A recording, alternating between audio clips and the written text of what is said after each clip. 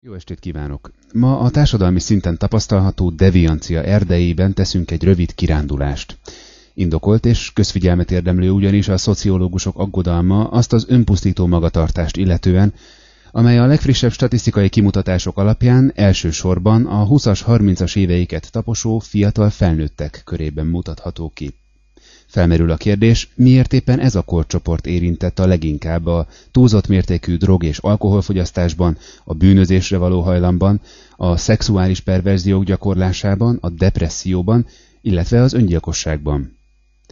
A válaszra a pszichoanalízis alaptételeiből kiindulva kerestünk, és találtunk választ. Ez a tudomány ugyanis igen nagy hangsúlyt fektet az egyént gyermekkorában érő behatásokra. Szerteágazó kutatómunkát követően egyetlen közös pontot sikerült találnunk a gyógykezelés alatt álló deviánsok múltjában, és ez a közös pont a zene.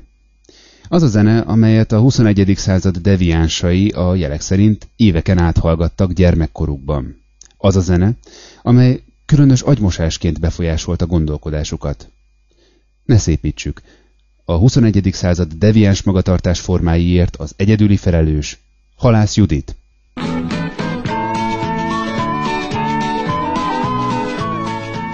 Így visszatekintve már a pofátlanság határát súrolja, hogy a népszerű színművésznő ártatlan arccal volt képes elénekelni olyan sorokat, amelyek hallgatóit, a késői szocializmusban nevelkedett fiatalokat egy életre eljegyezték a devianciával.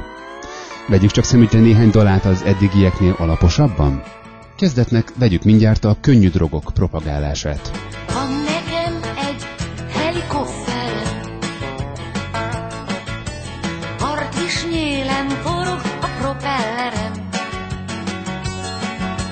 Ha én a partvist megpörgetem, magasra felszáll a kofferem, és akárhová is elrepül velem. A hangnem közvetlen, szinte ismeretterjesztő jellegű. Van egy nagyon titokzatosan hangzó, érdekes dolgom, amit ha megtekerek, elrepülök messzire. Mindezt 1983-ban védtelen kiskorúak előtt. És Halász folytatja. Magasra száll a helikopterben, az egész világ kitárul nekünk. Felszállunk annak fölé, a fényes csillagok közé, a tejóton végig helikopterezünk. Halász itt szinte észrevétlenül bevonja szándékaiba a hallgatóságot. Többes számban beszél, és bizony fantasztikus ígéretekről is szó esik. Ez nem csak a kábítószer élvezetét, de egy további deviancia a pártpolitizálás fertelmét is népszerűsíti. Undorító. Annak azonban, aki elutasítaná a marihuána élvezetét, a művésznő már is kínál alternatívát. Lenn a föld, lenn az ég, elszédültél, már elég, el kell mennem, ne légy mérges, a mákos rétes.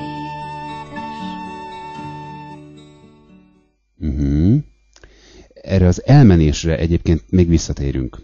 És a végén, mintha csak gúnyt akarna űzni az ópium mellékhatásából, a befolyásoltság megszűnése után jelentkező általános letargikus kedélyállapotból, még hegykén hozzáfűzi: Csak vigyázz jól, hogy hirtelen ne keseredj el. Ezen a ponton már csodálkozunk. Miért torpan meg itt a művésznő? Miért nem darol egyet rögtön a keményebb drogokról is? Amíg aztán szó nem esik hirtelen a heroin kereskedelem egyik farkas törvényéről. Minél inkább hozik, annál inkább hullog. Na, ebből legyen elég ennyi is. Nézzünk viszont most egy példát a bűnözésre, annak is egy különösen elítélendő példájára, a családon belüli erőszakra, melyet szintén Halász Judit sugall, méghozzá nem is olyan burkoltam. Nincs már szeme, se karja se, és itt ott kilóg a belseje. Mégis örül, hogy él a fény, Luca babám. És mintha ez nem lenne önmagában is elég, Ha este mellén fektetem, hidd el, nincs rossz helyen, s mert kimondhatatlanul szeret, neki mindent megengedek.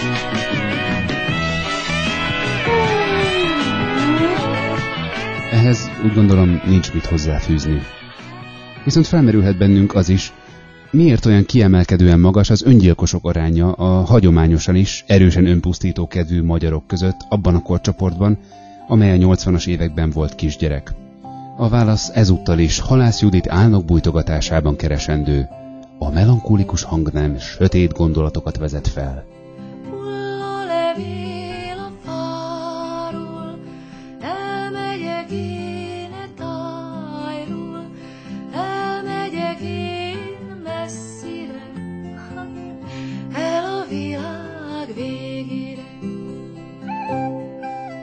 Elnézést, ez mi, ha nem felhívás rituális öngyilkosság végrehajtására.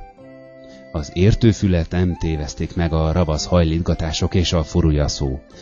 De ha ez az idézet nem lett volna elég meggyőző, vegyünk egy másik példát, amelyet Halász manipulatív módon a célközönségből választott, azonosulásra kiválóan alkalmas referenciacsoport egyik tagjával mondat el.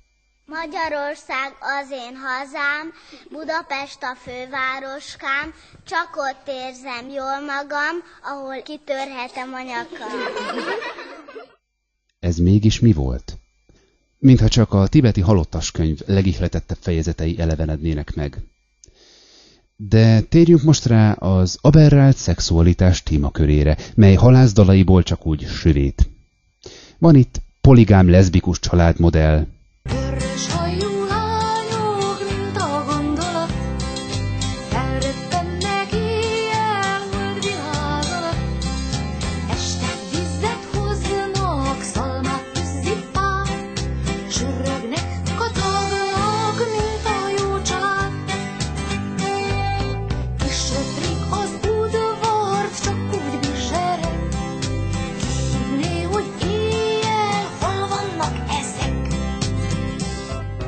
ki hinné, hogy kisöprik? Az udvart. Csak úgy bizsereg. De van itt még animálszex. Szárnyat igéz a malacra, ráül ígér neki csókot, röpteti és kikacagja. És persze pedofília, méghozzá minden mennyiségben.